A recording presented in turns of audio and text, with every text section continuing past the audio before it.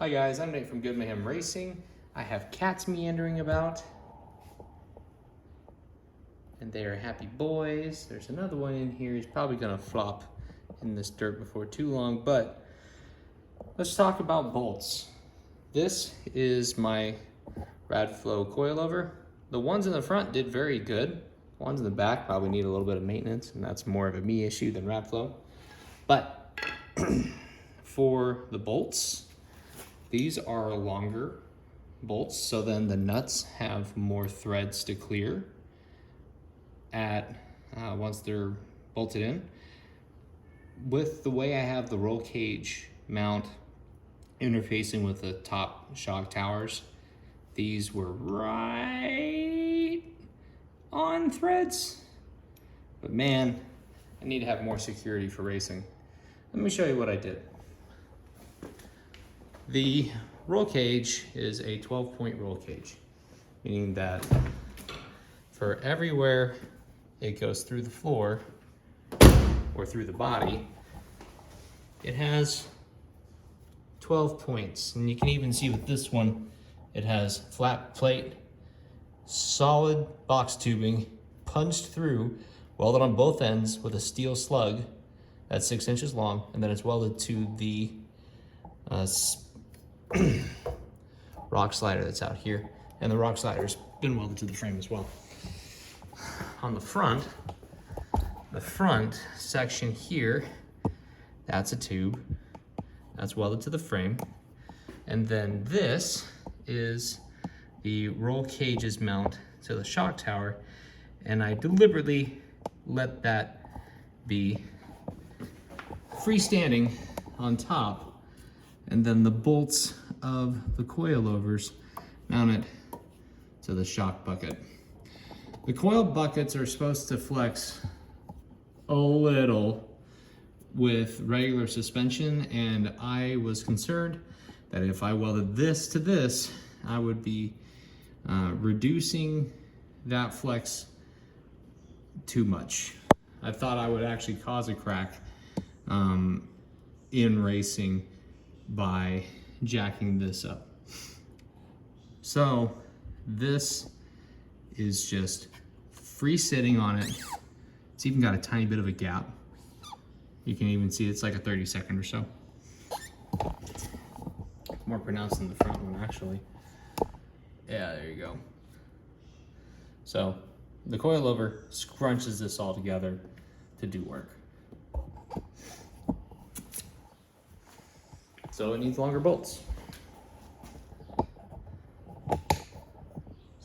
Sorry. Okay. These are 3/8 by 24. That's what the long travel suspension came with. So that longer bolt would still be captured by these retaining washers here. These are used ones. There's probably a better way to do this, but I really don't care. So long as the bolts don't fall off when I'm trying to mount it into the truck, great. And once it's too hard to push on by hand, you can take a socket to smush it down all the way. Now all 4 of those are on, or 3 actually, sorry. Yeah, that's how those work. So now, when I go to put in the coilover here,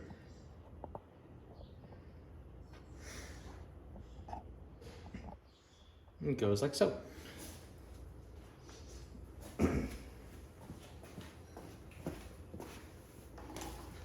There's a little tiny yellow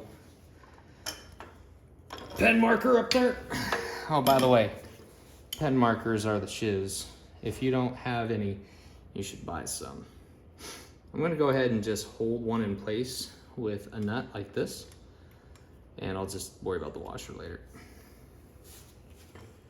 Okay, ready? This thing weighs about 30 pounds, so you don't want to strain your back too bad. Wait. Okay.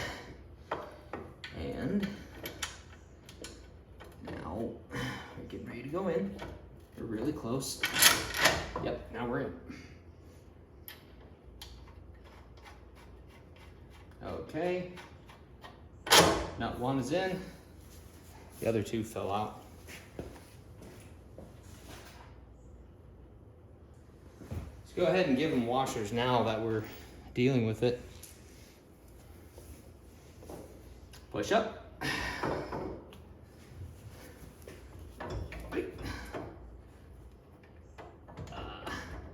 That did not help me at all. Let's try that again.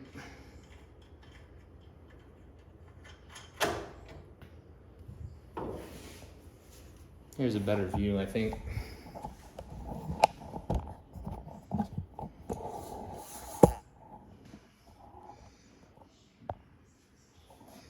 Okay.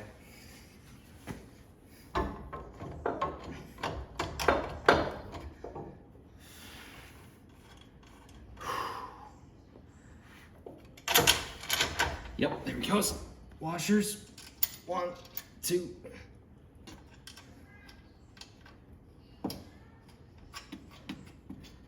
One, 2.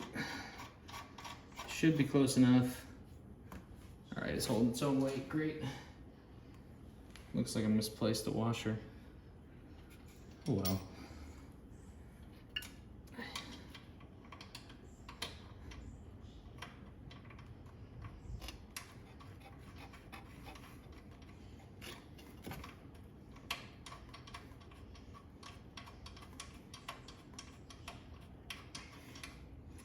Okay, those are now in place, and it's got room to wiggle up and down, which is great. So when it's pushed all the way up, there's about 5 threads showing. That is good. So I will get onto that and shoot. Maybe we'll do some more testing here in the next couple of weeks. So I'm Nate from Good Mayhem Racing. Always buy longer bolts than you think you need. I will see you out in the desert, if not my garage.